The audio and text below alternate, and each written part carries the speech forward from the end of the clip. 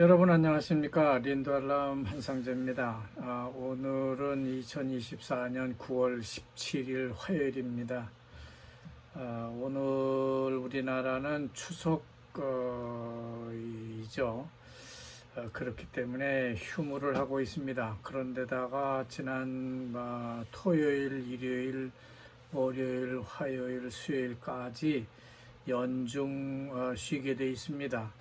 그래서 우리나라는 어제 제가 서울에서 오늘 내려올 때도 보면은 중부선, 경부선은 말할 것도 없고요. 중부 고속도로 그리고 중부 내륙 고속도로까지 모두 자동차 행렬로 뒤덮여 있습니다.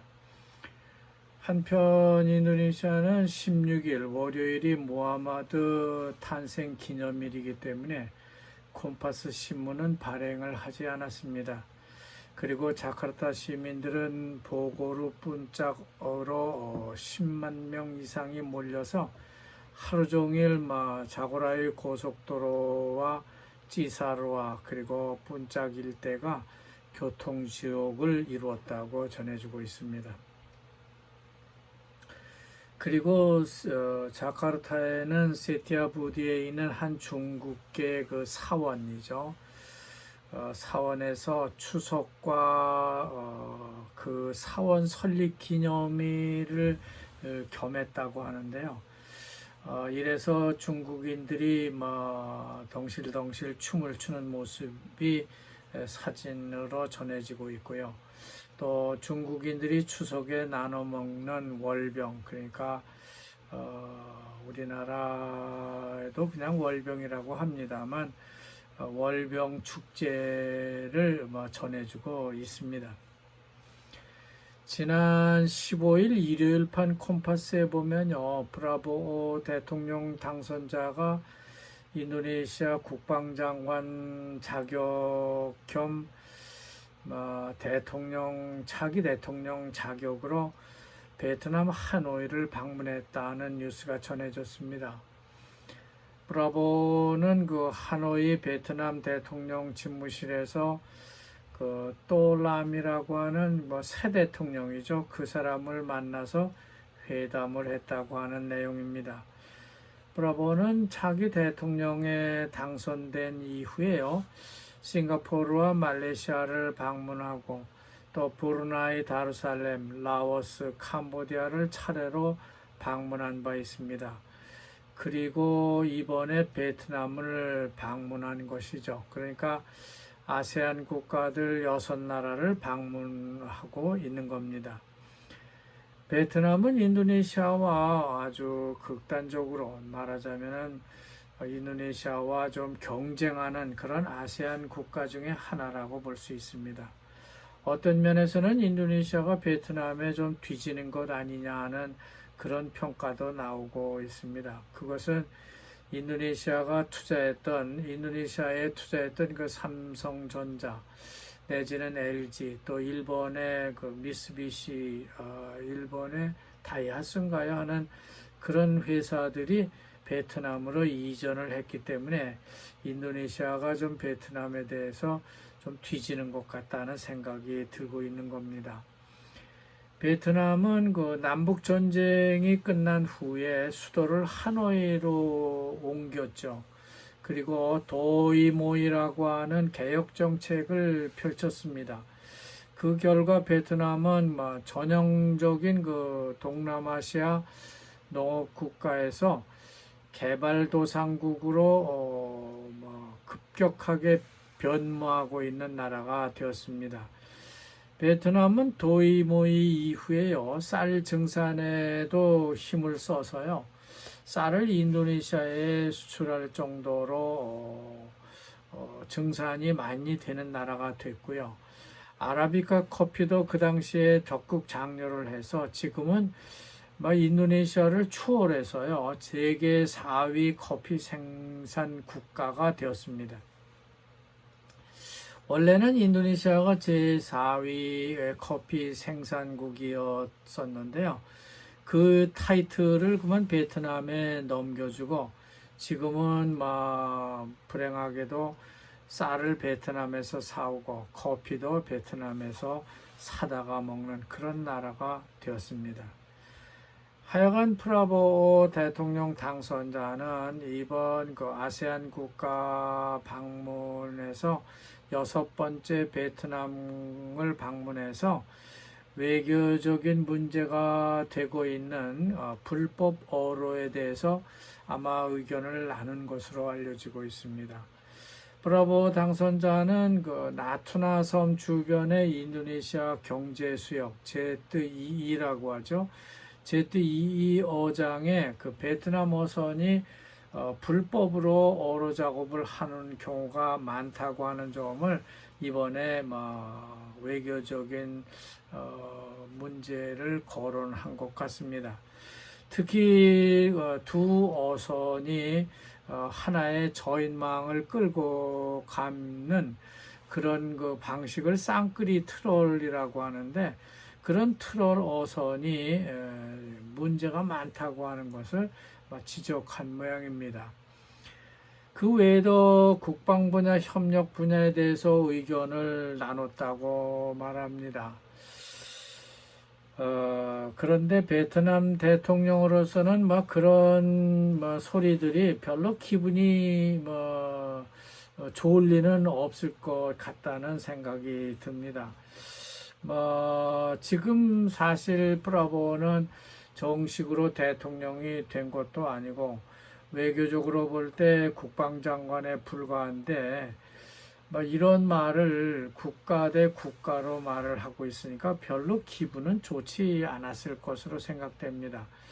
아직 정식 대통령으로 취임한 것도 아닌데 양국 간의 아주 민감한 경제 수역 내 불법 어로 작업에 대해서 문제를 제기했다고 하는 것은 어쩌면 신뢰가 될 수도 있기 때문입니다. 브라보 대통령 당선자는 아직 취임 전이지만요, 외교적 의욕이 아주 대단한 것 같습니다. 자기를 좀 외교적으로 상당히 과시하려고 하는 그런 모습이 역력히 드러나고 있습니다. 그렇지만 아무리 그런 의욕이 앞선다고 하더라도 다른 나라의 외교적 입장도 있을 것이기 때문에 어떤 그 역반응이 나올지 아직은 알 수 없습니다.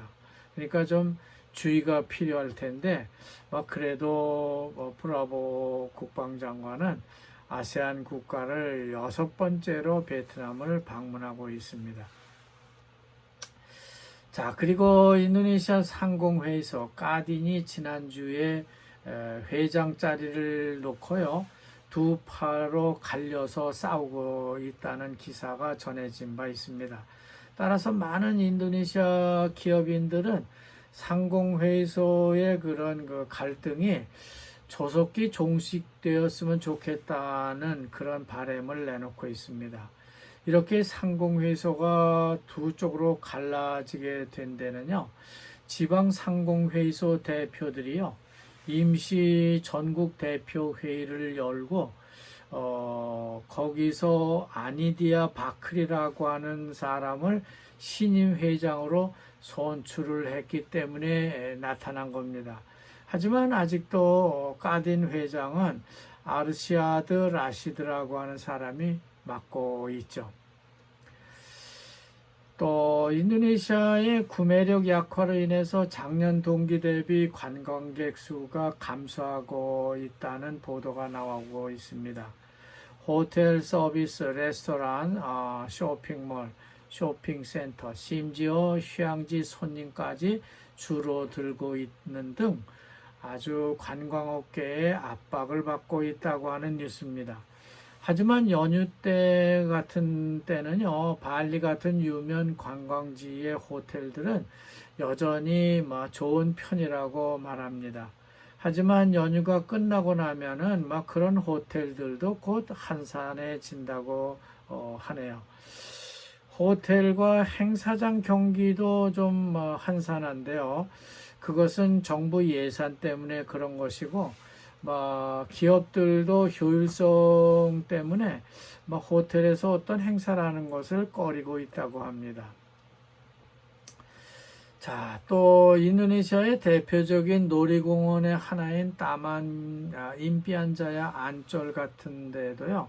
방문객이 작년 대비 6%나 감소했다고 합니다. 그리고 보고르에 있는 그 따만 사파리를 찾아오는 관광객들도 많이 감소하고 있다는 보도가 나오고 있습니다.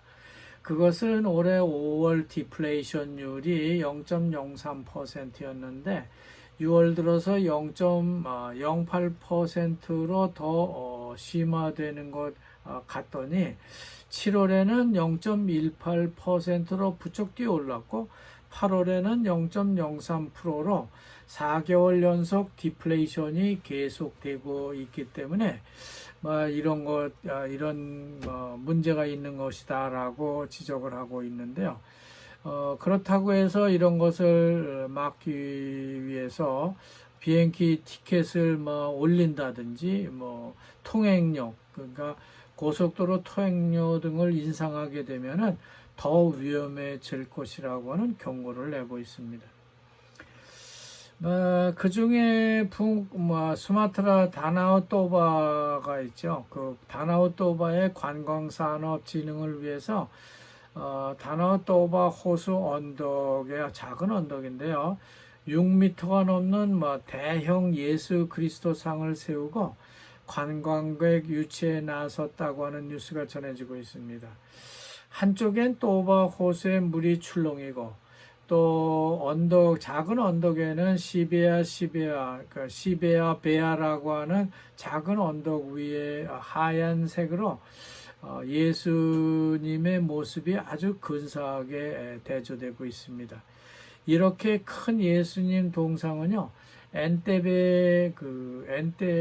그 꾸빵 쪽에 가도 하나 있고요. 브라질에도 또 있는데 이번에 수마트라 북부에 또 하나 세운 것 같습니다. 다나오토바는 북수마트라에서도 비교적 높은 곳에 위치하고 있는 분지 하나입니다. 이곳은 주로 독일계 선교사들이 기독교를 전도한 곳입니다. 요즘 예전에는 메단공항에서 내려가지고 3시간, 4시간 동안 자동차를 타고 다나오토바를 갔는데요. 요즘은 그렇게 하지 않고 직접 사모시르 공항으로 가는 비행기가 취항을 하고 있기 때문에 메단과 브라스딱이라고 하는 고온 분지를 거치지 않고도 직접 다나오토바로 갈 수 있게 되었습니다. 메단시에서 브라스딱이라는 곳도 참 좋은데요. 브라스타기를 올라가려고 하면요. 지금도 종종 폭발하고 있는 시나붕이라는 활화산의 그 언덕을 꼬불꼬불 돌아서 올라가야 합니다. 상당히 위험한데요. 물론 고갯길은 매우 험하지만은 경관은 그만큼 수려하다고 볼 수 있습니다. 그리고 중간에 노천원천도 있고요. 또 고온지대로 들어서게 되면은요. 선선한 날씨가 있어서 코스모스도 피고 여행하기에 딱 좋은 곳이 하나입니다. 이곳은 드넓은 분지로요, 고랭지 채소를 많이 재배하고 있는 곳입니다. 이곳에서 나오는 고랭지 채소들은 메단으로 주로 공급되는데 바다를 건너서 말레이시아의 페낭이나 쿠알라룸푸르도 수출되고 있습니다. 특히 다나오토바 주변의 시디깔랑이라고 하는 곳에서는요, 아땡이라고 하는 아라비카 커피가 많이 생산되고 있는 것으로 유명하죠. 또 다나오토바에서 서쪽으로 난 길을 따라가다 보면은요, 따루뚱이라고 하는 곳이 나오게 됩니다. 거기서 더 멀리 나가게 되면은 시볼가라는 작은 항구까지 다다르게 되는데, 따루뚱은 그 읍내 한가운데를 가로지르는 큰 강이 하나 있는데 그 강을 가운데 두고 한쪽은 기독교 마을이고 다른 한쪽은 이슬람 마을입니다. 그래서 서로 싸우지 않고 강을 중심으로 서로 갈라져 살고 있는 아주 특이한 마을이 되겠습니다. 다나오토바 호수 북쪽의 시디깔랑은요, 아라비카 커피 주산지입니다. 특히 이곳에서 나는 커피는 만달린 커피라고 해서 아제의 가요라는 커피와 함께 싱가포르나 유럽에서 아주 비싸게 팔리는 그런 커피입니다. 여긴 아땡이라고 하는 키가 작은 그런 그 커피 나무가 있는데요. 이것은 인도네시아에서 특별히 육종을 해서 재배하는 그런 커피의 하나입니다. 자, 그리고 시볼가를 가게 되면요, 기독교인들이 사는 그 건너편 섬으로도 갈 수 있는데, 여기서 더 북쪽으로 올라가게 되면 아제 서부 해안가가 나오고, 반면에 남쪽으로 내려가면은 사금이 많이 나는 곳, 그리고 좀 더 멀리 내려가게 되면 만다일링을 지나서 빠당 파리야만과 빠당시가 나옵니다. 하지만 북서부 수마트라 해안가 도로는 아직도 열악하기 그지없기 때문에 여행하기는 상당히 어렵습니다. 하여간 이렇게 추석이 다가오게 되면요, 저는 자카르타 한인연합교회에서 시무하시다 고인이 되신 서만수 목사가 생각납니다. 서 목사는 추석일 낀 그런 주일 예배가 때가 되면은 넓은 들의 익은 곡식으로 시작하는 찬송가를 학생들이 부르게 했습니다. 그래서 유년주일학교 학생들이 북을 치면서 이 찬송가를 부르곤 했죠.